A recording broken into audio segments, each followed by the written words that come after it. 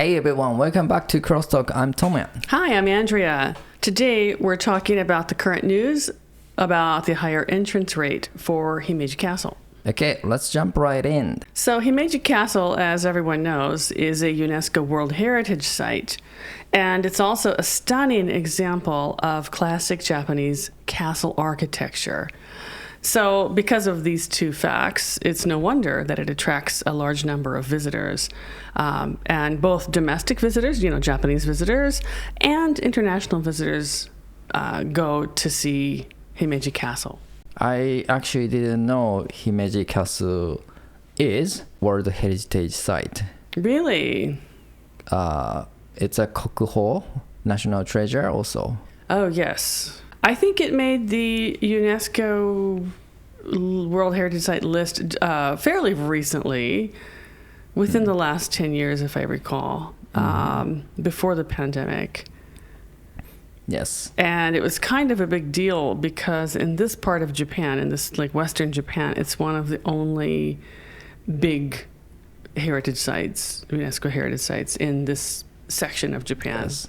This, I don't know if this is only or not, but this is the castle survived from World War II. Yes, that's right. Because actually, I knew it because I'm not an expert on Japanese castles, and I might be wrong. So if anyone knows better, please correct me.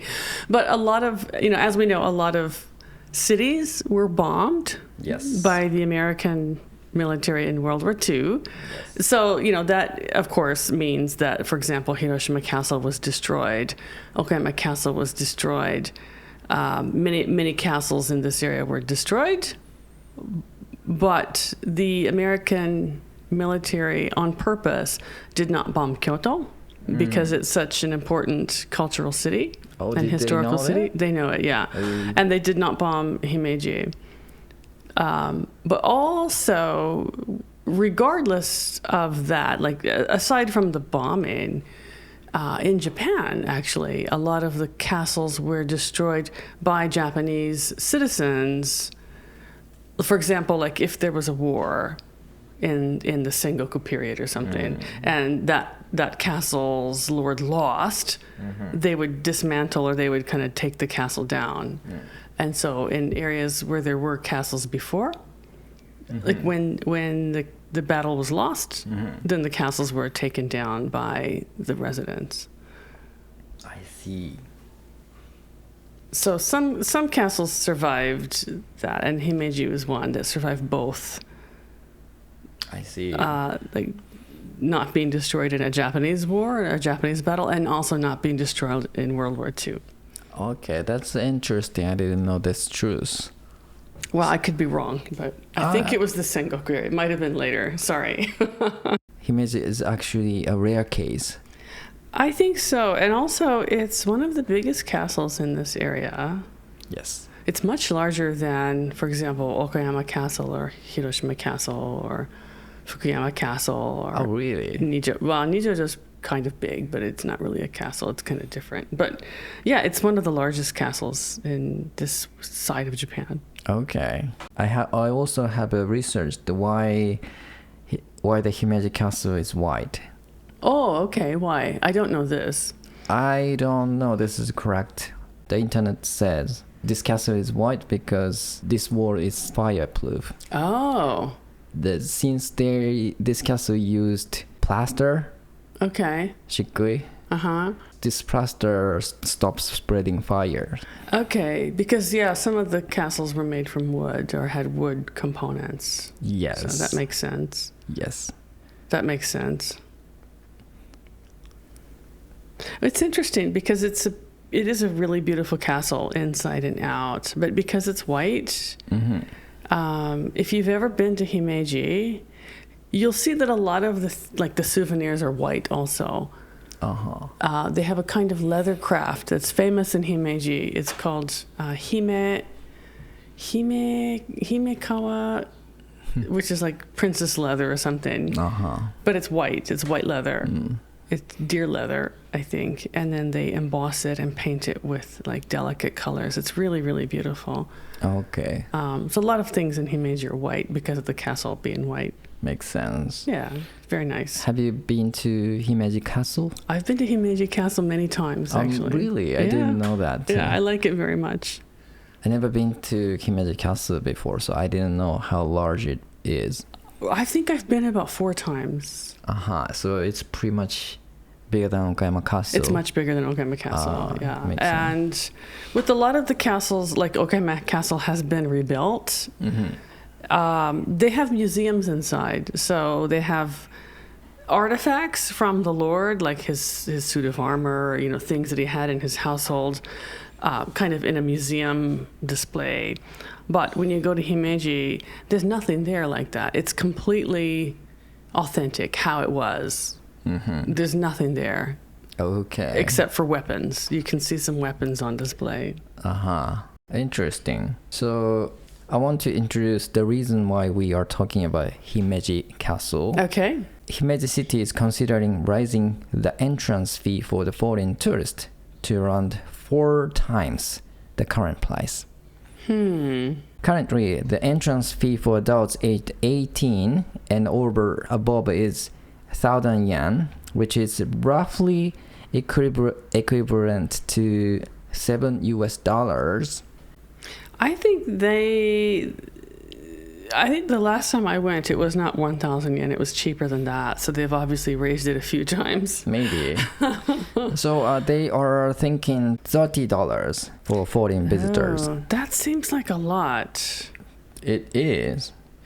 Do you know how much that would be in yen? What are they going to make it in yen? It'll be like 4,400 yen or something. Really? I don't know. How much is yen now? Yeah, $45. No, 4,500 yen. That seems expensive. It is, indeed. But they are thinking to reduce entrance fee for the Japanese people to $5. Oh, so Japanese people would pay half the price? Or less? No, less than half. Quarter the price of Why its are price. they raising it so high for foreign tourists? That seems a little bit discriminatory. It kind of is. That's why I brought up this topic today. Honestly, I have not ever seen this in Japan, where there's different pricing for local tourists versus international tourists. I did see this in China. Yes. It didn't bother me, however, because number one, China at the time when I visited was still a very poor country. It was a developing country, and they didn't, the prices were cheap of everything. Yeah. And so even though, for example, we went to, I think it was the Forbidden City, which is their castle, their palace.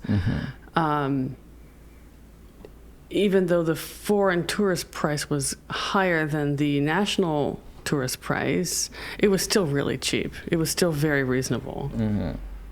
It was still like less than 1,000 yen to get in. Yeah. And it was well worth the visit. But if Himeji is going to be 4,000 yen or 4,500 yen, I don't know. I don't know that many people would find that worth going. What do you think? What do you think? I actually don't know. Since I haven't visited Himeji Castle, I don't know what they have. Nothing. So just the castle. It's just a big empty castle. Literally, it's a big empty castle that you can walk around at and take photos in. Okay. It's all natural. Like, it's very authentic. I thought they have some attractions. No. Some sort of tourist things. No, nothing like that. But, the grounds are big. The castle itself is big. You can walk around in there for quite a while and see views of the city from the castle windows. And, you get to see different views from different parts of the castle. And you do get to go up in the turret, in the towers, and, you get to be in the castle grounds too. I don't know, to be honest. I'm not a castle fan. So it is too expensive for me to spend $40 to see around castle areas. Yeah, if indeed the price goes up that high, I personally also don't think it would be a good value. No. Whether even if you're a castle fan or not, I think that's too expensive for what it is. Yeah, because you know, I know some people likes to see a castle, but often maybe they don't go inside a castle. Right, like some people are okay just to see the outside and take Yes, photos of the yes. outside. Yeah, So in this case, this Himeji city might lose some customers. I think they're going to lose a lot of customers. If, you know, if this happened, this happened.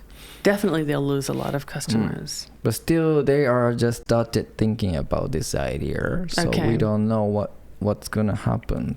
Yeah, I mean, looking at, you kind of have to balance it, right? Look at what other sightseeing locations charge and kind of have a balance. For castles, usually it's just a couple of $100 to get in, because these facilities are managed and maintained by the cities or by the prefectural governments in some cases. So they're considered public property. But to pay, for example, 4,000 yen or whatever to get into Himeji and then come to Okayama and only pay, I don't know what Okayama is, like 410 yen or something, 600 yen, I don't know. Yeah. And then Hiroshima is probably the same, right? It's not very expensive. It seems like a big gap between the prices. I think so. Yeah. This is very a challenging idea. I have a suggestion, which no one will hear, but that's okay. So Mount Fuji also, they started charging people to climb Mount Fuji. Yes. And I think they're charging, what is it, like Nisei yen? Yes, 2,000 yen? I think it's 2,000 yen. It's 2,000 yen to climb Mount Fuji. That seems cheap, on the other hand. That seems very cheap. Yes. Because when people climb Mount Fuji, it's not just for an hour.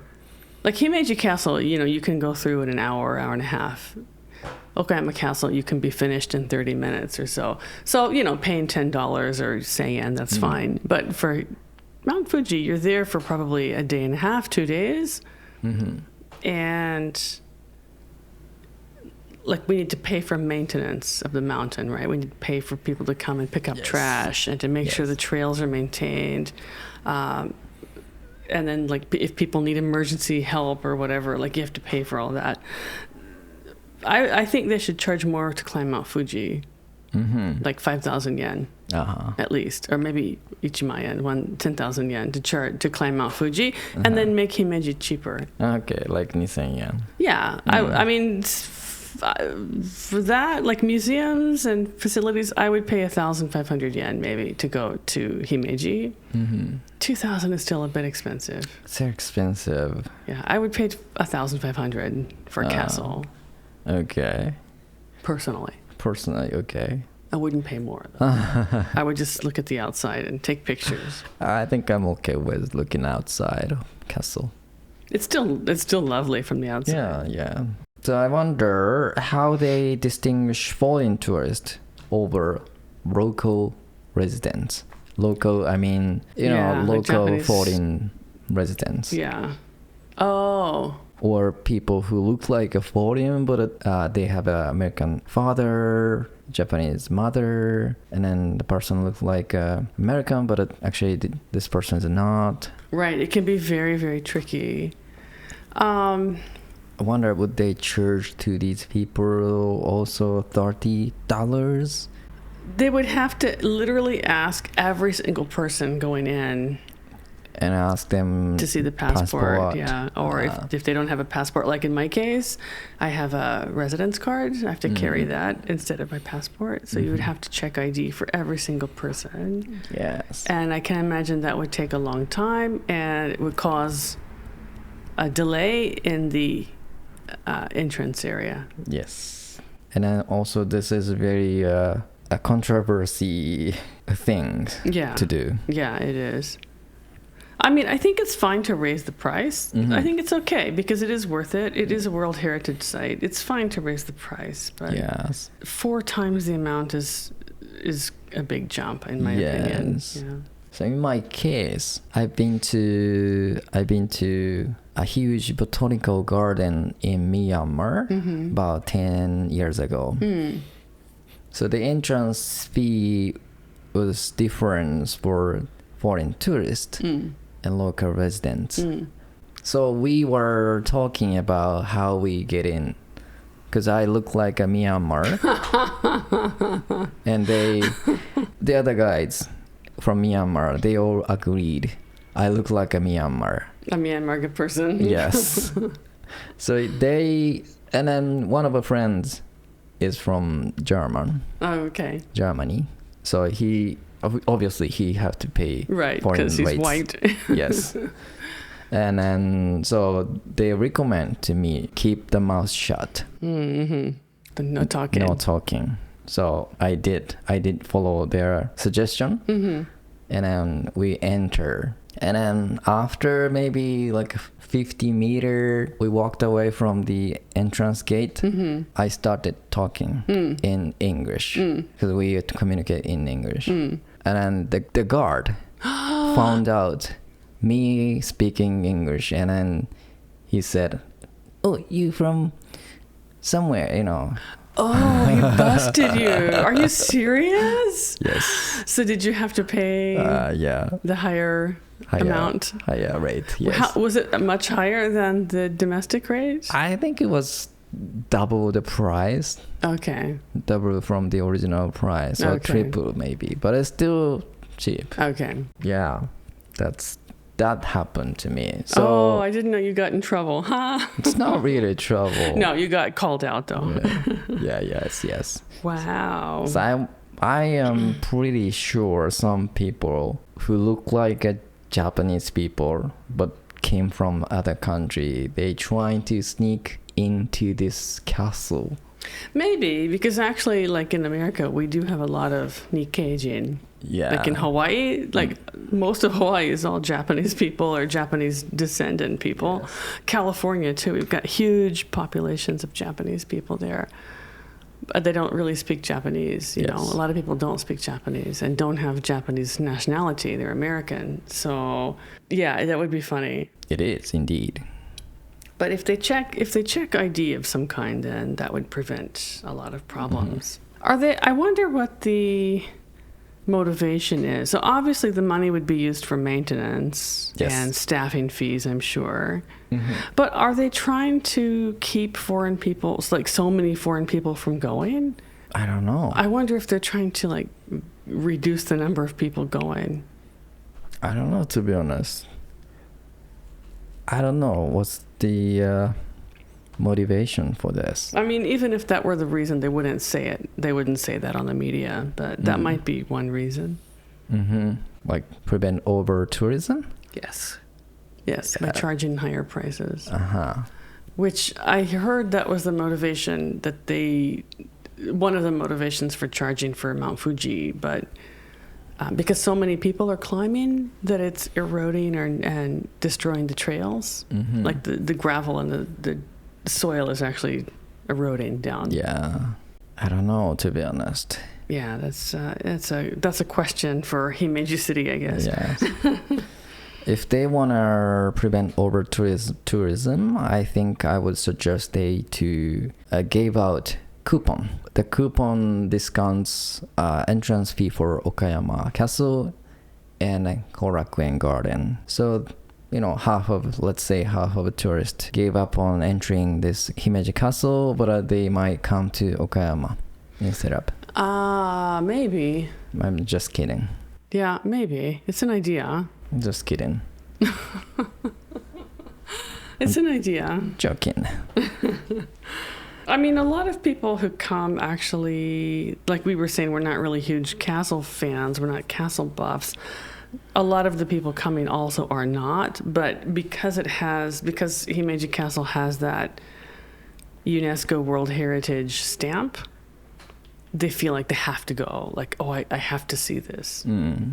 But actually, yeah, they could skip it if they're not really huge fans. Yes. Okay, we talk a lot about Himeji Castle and higher rates for foreign tourists. So we'd like to know your guys' opinion. If it were you, how much would you pay to visit Himeji Castle? What do you think a fair rate is? And do you think it's fair to charge international tourists higher than local residents? We want to hear your opinions, so please sign up for emailing this so we can continue our conversation going. Okay, that's it for today's episode, but don't forget to catch our next one. Okay, this is Crosstalk signing off, bringing you English your way every week. Keep listening, keep shining. Bye. Bye.